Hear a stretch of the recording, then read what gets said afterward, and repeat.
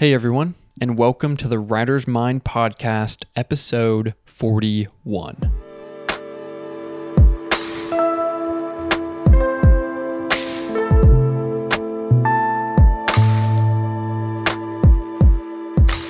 All right, welcome to episode 41. If you want to listen to episode 42 and all of the other even episodes, you can find all of them on patreon.com/thewritersmind. You get one extra episode every single week, patreon.com/thewritersmind. Today, what I want to talk about is leveraging your time, and even more important than that, understanding leverage and also how to actually apply this specifically to your writing and to the time that you spend on a first draft of your screenplay. So this is going to be a bit more of, it's going to be kind of concept and thinking, but it's going to be conceptual with the practical element of actually how to apply the information that I'm going to be talking about right now specifically to a screenplay and to a first draft. So one of the big things that people get stuck on is leverage and time and work and all this sort of stuff. So just because somebody puts in 80-hour work weeks doesn't actually mean they are using their time as effectively as they should be, right? So we all know that you can work 80 hours in a week and be making less than somebody who is working 10 hours a week or 4 hours in a week.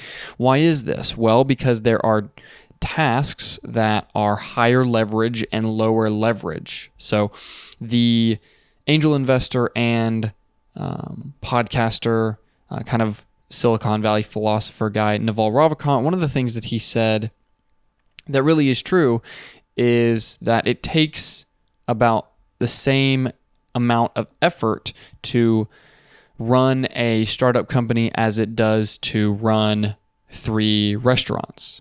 So what he's saying here is if you spend your time doing things that have a higher amount of leverage, then you can get a higher amount of return for the same amount of work.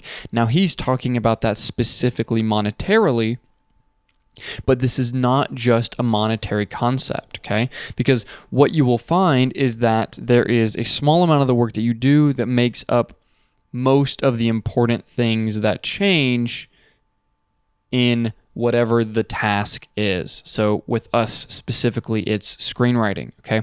So what I see a lot of writers do, especially when they're on their first screenplay, and especially if they're not in film school and don't have some person that's telling them to write, is they have an idea and then they spend months and months and months on an outline.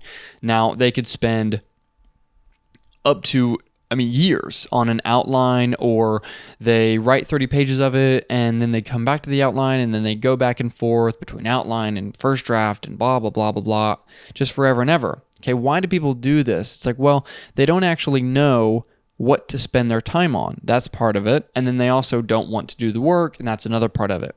But what I want to specifically talk about is understanding what to spend your time on, because you can get way more done on your story in a day or two than you could in 2 years of working on your story.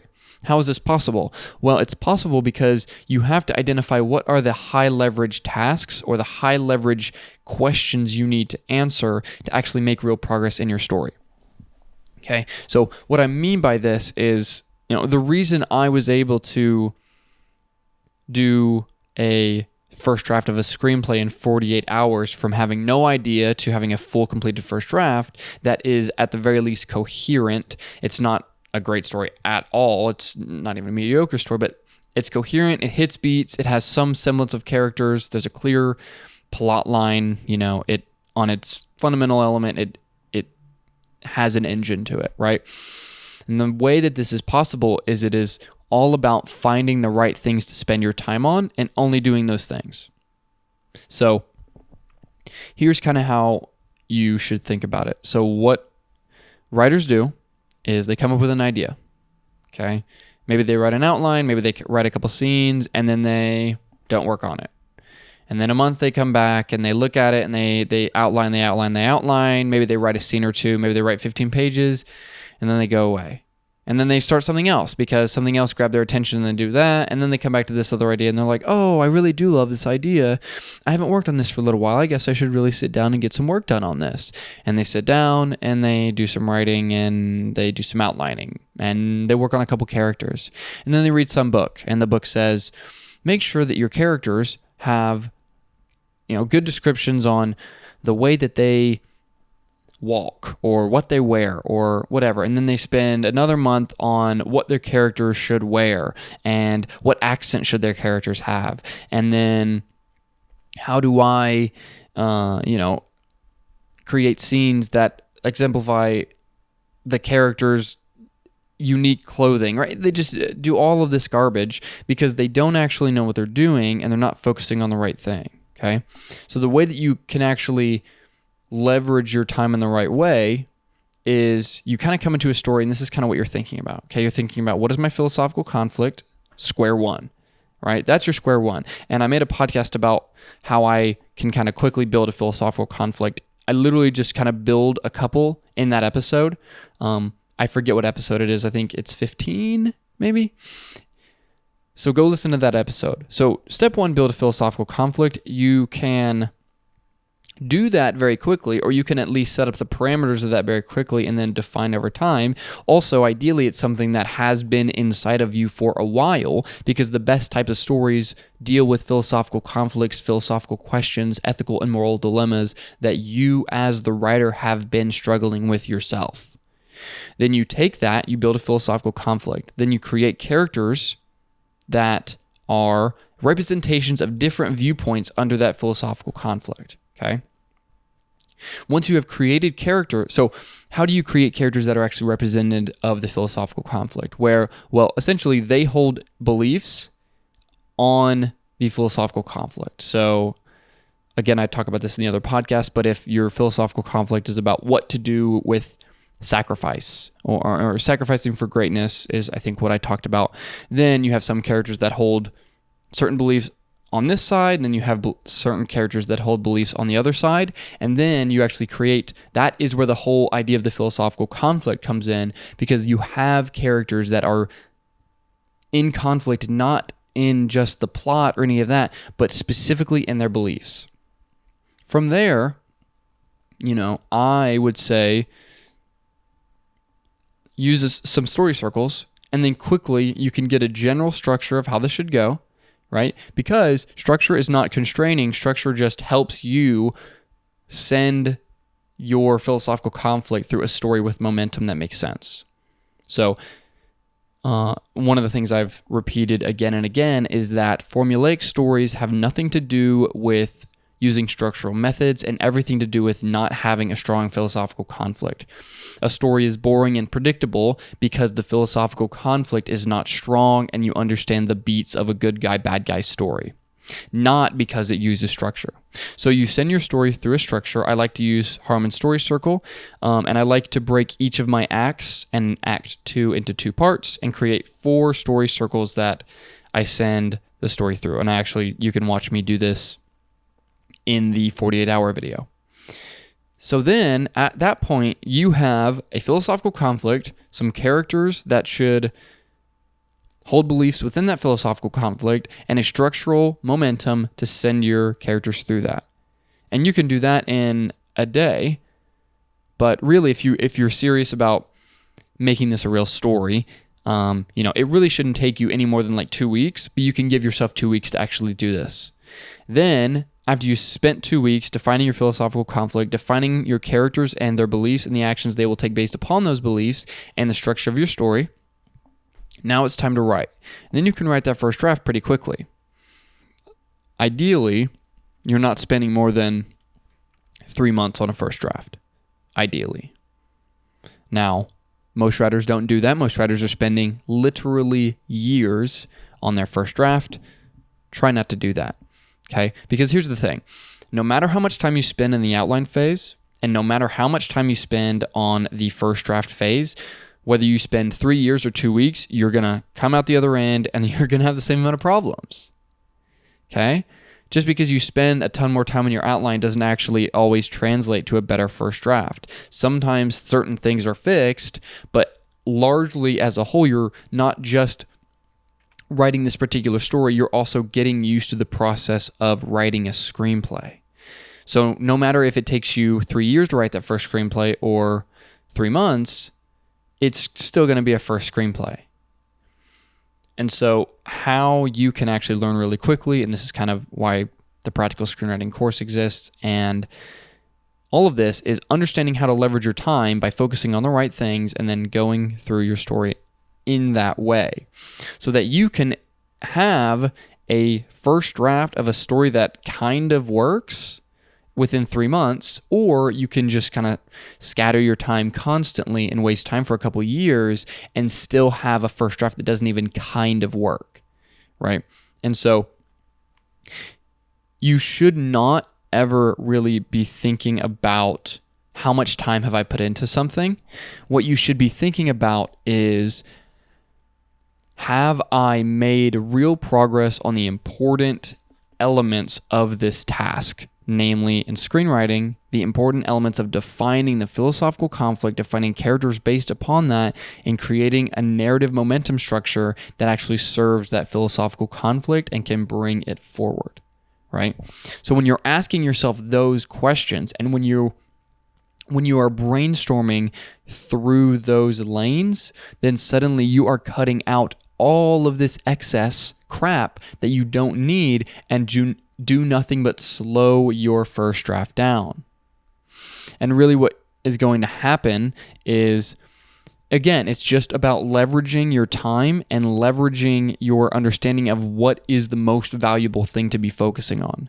Because what happens is, too, a lot of writers, they get to that first draft and then they suddenly shift into polish mode. Great, I did the big whole hard writing part. It's polish time. I need to go back through and change a few scenes, maybe a few sentences, correct some grammar, and we're good to go. But the reality is you're going to get to the end of that first draft, and what should you come back to? The fundamentals of how your story work, philosophical conflict, your characters, and your structure. Because that will continue to be the most important thing. Those as the most important thing doesn't change just because you have a first draft. So dialogue doesn't suddenly become the most important thing you should focus on just because you have a first draft.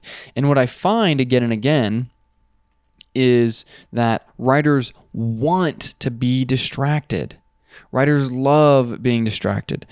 They genuinely love being distracted because it allows them to, have some fun and not actually get a story finished.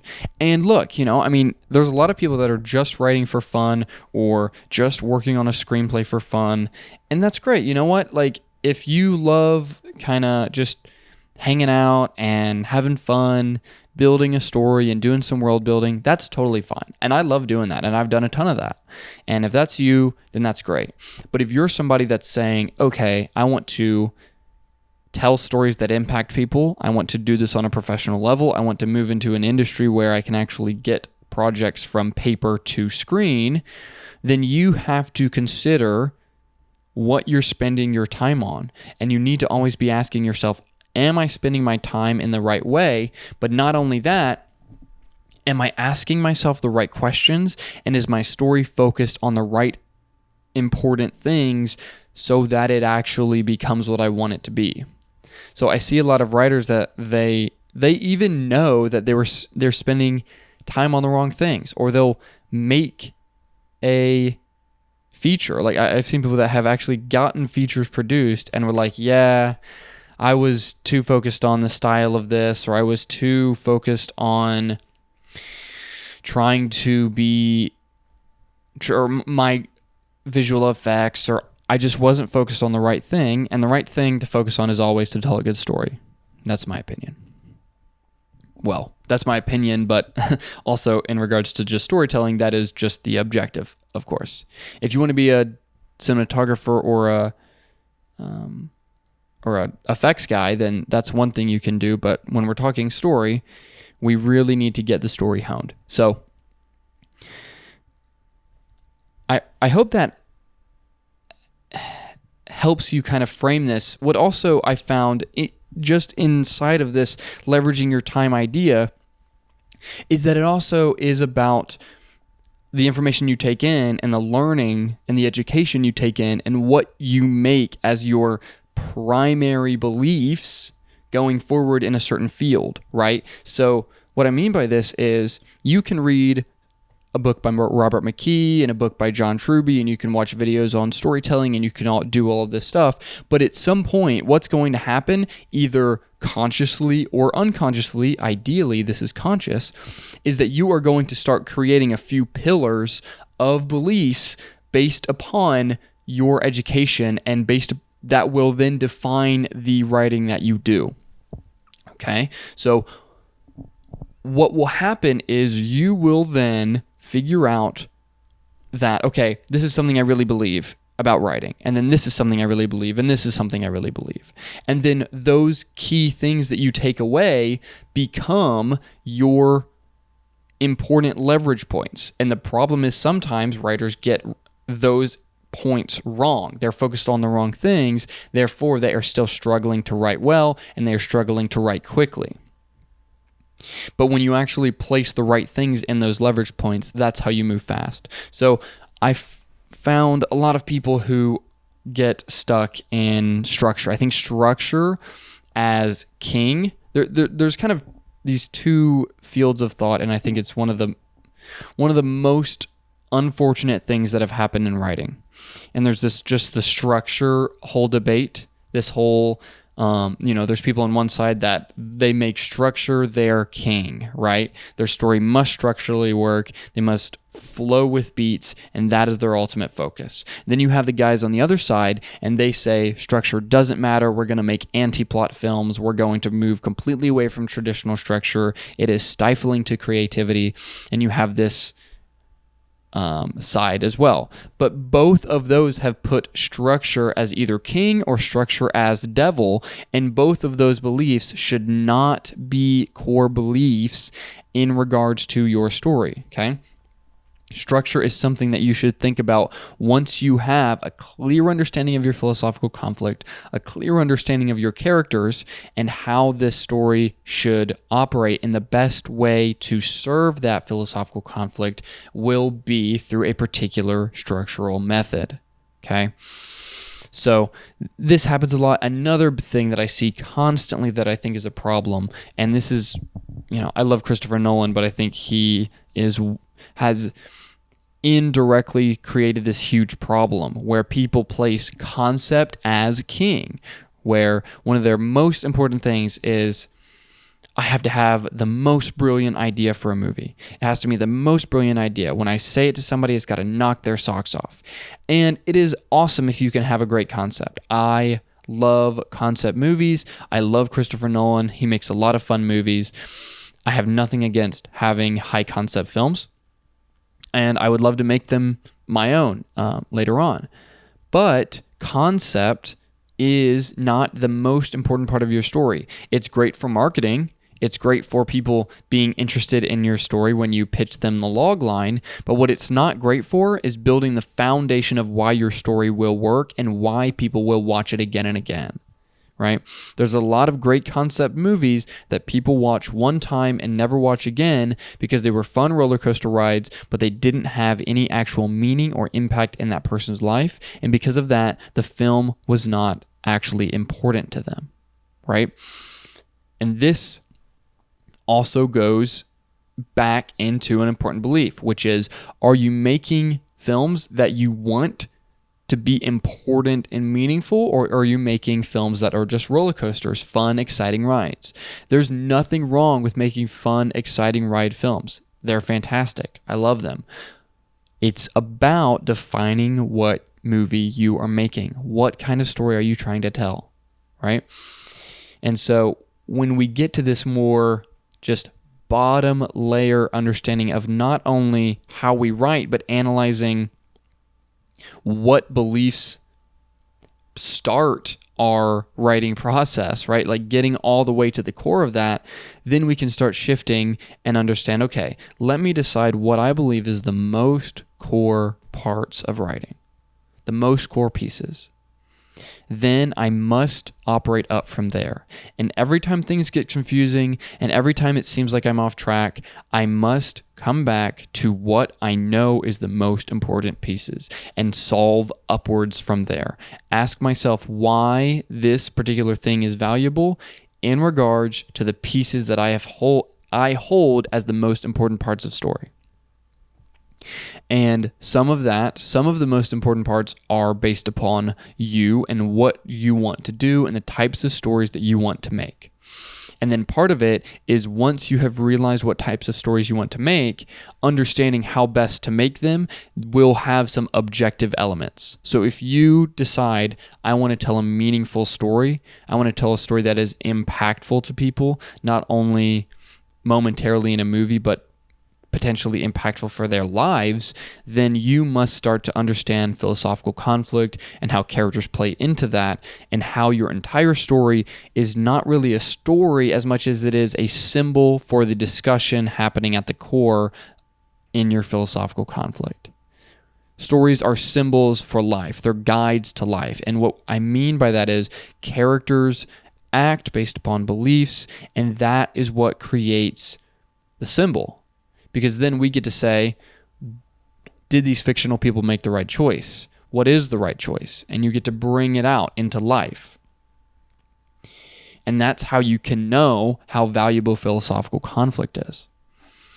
And this is why people will ask me again and again, like, why do you always talk about the same topics? Why do you talk about philosophical conflict? Why do you repeat things again and again? You'll see jokes on my videos where people take a shot every time he mentions philosophical conflict. And it's fun, right? And they're right, because I am talking about these sorts of things constantly, because I want you to know that it doesn't matter how your dialogue is in the sense of where you are right now. Worry about dialogue when you actually have actors that are going to be reading what you wrote.